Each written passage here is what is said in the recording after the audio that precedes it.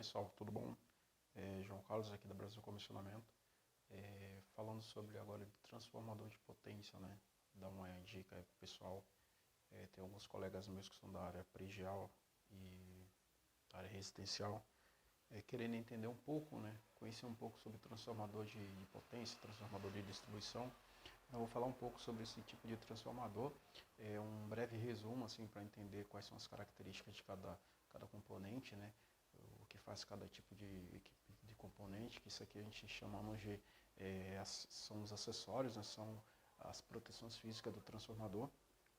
Então nós temos esse transformador de potência a óleo. Aqui nós temos aqui essa parte aqui de cima, esse aqui é um indicador de nível de óleo, né? Então nós temos aqui um indicador de nível de óleo. Então eu vou começar aqui falando sobre a primeira parte de cima do transformador. Então essa parte aqui nós temos aqui as nossas buchas, né, que são as buchas de alta. Então nós temos aqui os terminais onde são conectados os cabos, né, ou o barramento, dependendo do que for, a gente chama os barramentos na subestação de alta, de média, né, em pátio externo. Então nós temos aqui as nossas buchas, que são do H1, H2 e H3, né, que é a fase RST. Temos uma válvula de alívio de pressão, né, que dependendo do que for a pressão acumulada aqui nesse transformador, ele aciona um contato e manda diretamente para o relé de proteção, né, atuar dentro dos padrões, dentro da calibração que já está ajustado, em estudo de seletividade. Aqui nós temos aqui o corpo do transformador, esse corpo do transformador todo, né, dentro dele tem um núcleo, né, onde são constituídos toda a bobina, toda a parte construtiva das bobinas do primário e secundário. Temos aqui o sistema de ventilação forçada. Esse sistema de ventilação forçada é quando está programado, né, uma temperatura, né, o transformador tem uma temperatura, ele pode chegar até nesse limite e dependendo da programação que for realizada num sensor de temperatura, ele automaticamente aciona o sistema de ventilação forçada aqui dentro desses radiadores. Então esses radiadores, esses sistema de ventilação são uns motores, né, de ventilação.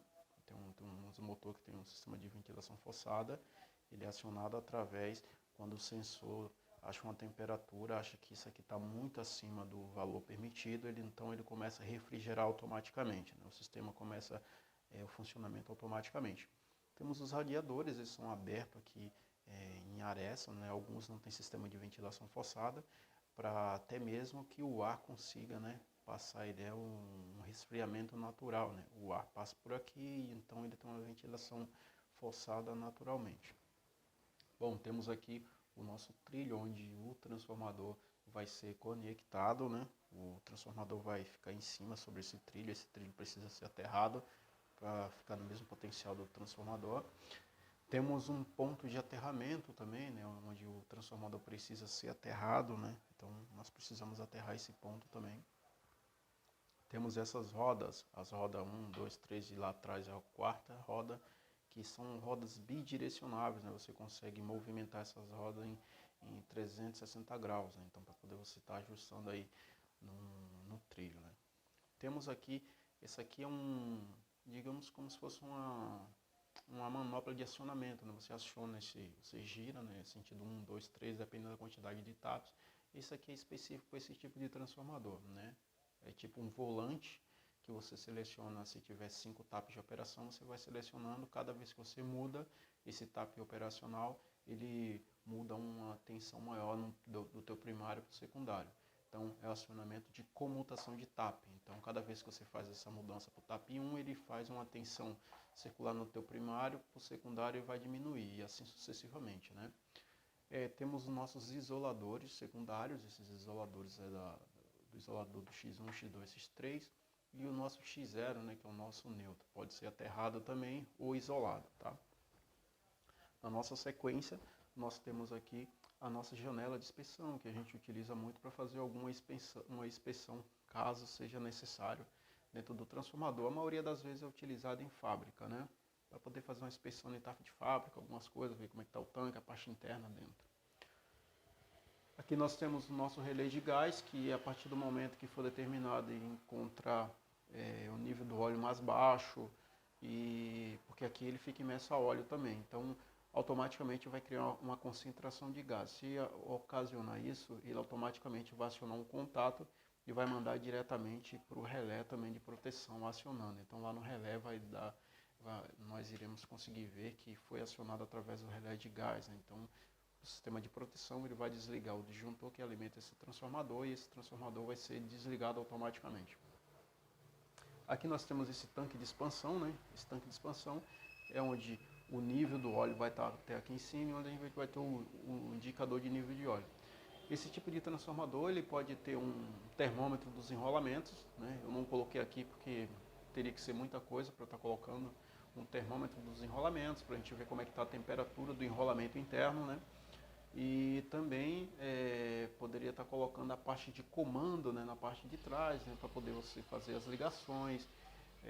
Pode também haver nesse transformador os transformadores de corrente, né, de bucha, né? Então, todos os transformadores em cada bucha desse, ele vai gerar uma corrente também, dependendo que for uma sobrecarga ou alguma coisa, ele vai poder estar acionando, mandando lá para o relé de proteção e estar desligando, tá? Pode ter um relé de imagem térmica também. Então tem várias situações aqui que pode estar inserindo aqui nesse tipo de transformador, né? Pode ter o reservatório de ar, um umidificador de ar, porque é a silica gel, né? Então ele retira o ar, né? Umidifica, retira toda a concentração de umidade. Então tem várias coisas. Tem manuvacômetro, né?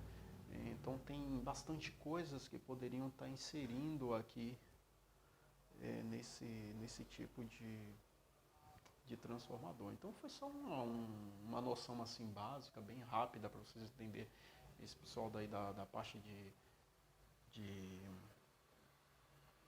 residencial e predial, só para entender um pouco de um transformador, né, de potência, né, onde você...